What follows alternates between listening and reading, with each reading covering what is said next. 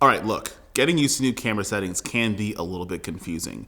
And if you're somebody that's picked up the Sony FX30, you probably saw one camera setting that might throw you off a little bit, and that's Cine EI. Now, I do have another video on this channel briefly explaining what Cine EI is, but that was in the framing of something like the Sony FX6 and the Sony FX3. For you guys that are Sony FX30 users, we're gonna talk about how to use Cine EI effectively, specifically for your camera. Now, if you're not really sure how to get into your Cine EI settings, you gotta go over to your camera's menu, and you're gonna go from your flexible ISO into Cine EI. Now keep in mind, this is only for shooting in S-Log3. You can't use Cine EI shooting in S-Cinetone or HLG or any other picture profile. Now a lot of people get confused as to what Cine EI actually does.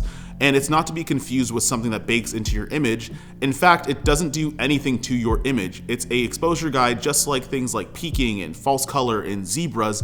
It's a way of using your camera's monitor to preview what your exposure is going to look like and giving you a guide on how to do that effectively. If you're shooting at 800 ISO, whether you're using 200, 400, 640, 800, and above, if you don't change any of your settings and you're changing the EI value on its own, you might notice a difference on your monitor, but it's actually doing nothing to your final image. Cine EI basically leverages your base ISO on your camera to get the best performance in dynamic range, and that's at 800 ISO and at 2500 ISO. And thankfully, using Cine EI, you actually don't have a choice of anything but those two options. Now, to help you out a little bit more using Cine EI, make sure you have a monitoring LUT. If you're using just the log image on its own, it's not going to look that great, and it's going to be very hard to judge your exposure. Now, how dynamic range works is kind of like a number line, and I used this analogy before, with 0 in the middle, and there's negative numbers going to negative infinity and positive numbers going to positive infinity. The negative numbers represent your shadows, and the farther you go down negative, the darker the image is going to get. So the higher you go up, obviously, is going to be the brighter parts of your image.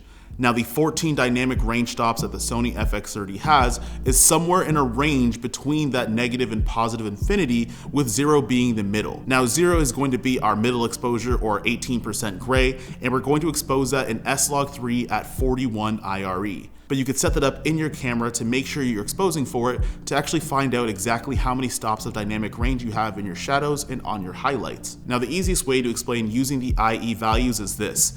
The lower the IE values you have, the more you're going to favor your shadows over your highlights, and the higher you go, the more you're going to favor your highlights instead of your shadows. Essentially, within those 14 stops of dynamic range, you can't have all of them all at the same time. So in kind of a way, you have to rob Peter to pay Paul to make sure that if you want to get more shadow detail, you are going to take a little bit away from your highlights. Okay, so that might sound still a little bit confusing, so we're going to actually use some practical application.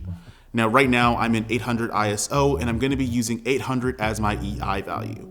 And as I go lower, you're going to notice that my image is going to change a little bit. Now, my general recommendation is to expose for middle gray, but if you don't have things like a gray card or you don't know how to use your zebra, you could expose for 1.3 to 1.7 stops, and a lot of times they'll be pretty on point as to where you're going to find yourself. And that's going to be a way I'm going to find certain stops of dynamic range in my highlights and a certain one in my shadows. Now, as I move down in Cine EI, if I go down to 400, I'm going to get more shadow detail, but I'm actually going to take away a little bit from my highlights.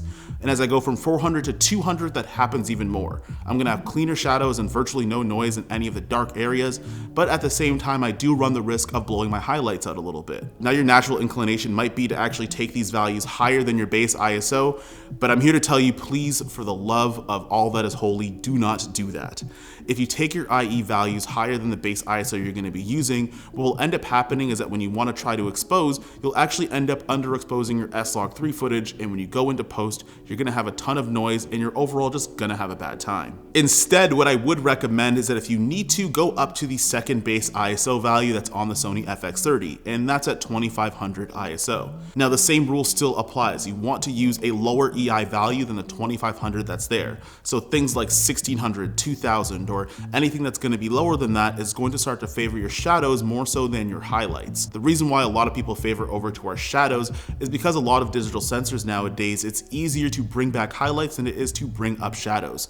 In fact, a lot of the times you're going to end up with noisy footage and things that might just be unusable. Now, if I'm in a scenario where there's a lot of shadows, there might not be a lot of light, I'm going to use lower Cine EI values. mostly because I'm gonna have a lot of shadows, I'm gonna have a lot of blacks, and I want those to be as clean as possible.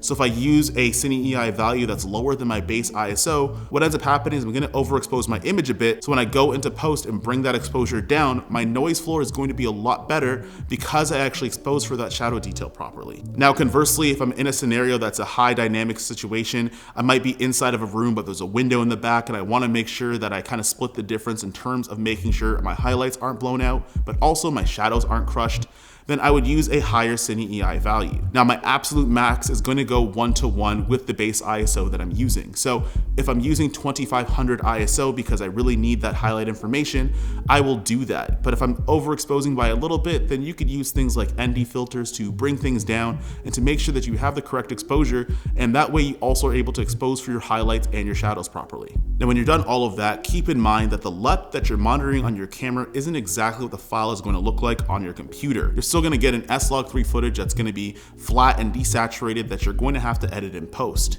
Now you can do this in two different ways. You could, one, go to Catalyst Browse, and truthfully, I don't really know how many people actually use that program often, but you can convert your S-Log3 footage based on your Cine EI value right into that program and get it ready for grading. Or you can do what I do, and I essentially just go to DaVinci Resolve and I use the pre-made S-Log3 LUT that's on there, but I also make some nodes in case I need to adjust my exposure by a little bit.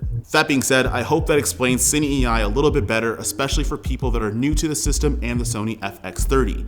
Now it does have a lot of similar features from other cameras like the FX6 and the FX3, but based on the dynamic range and the dual base ISO differences, there is some nuance to using the FX30 while using Cine EI as well. If you guys like content like this, make sure you like, comment, share, subscribe, like the video down below, and I'll see you guys in the next one. Peace.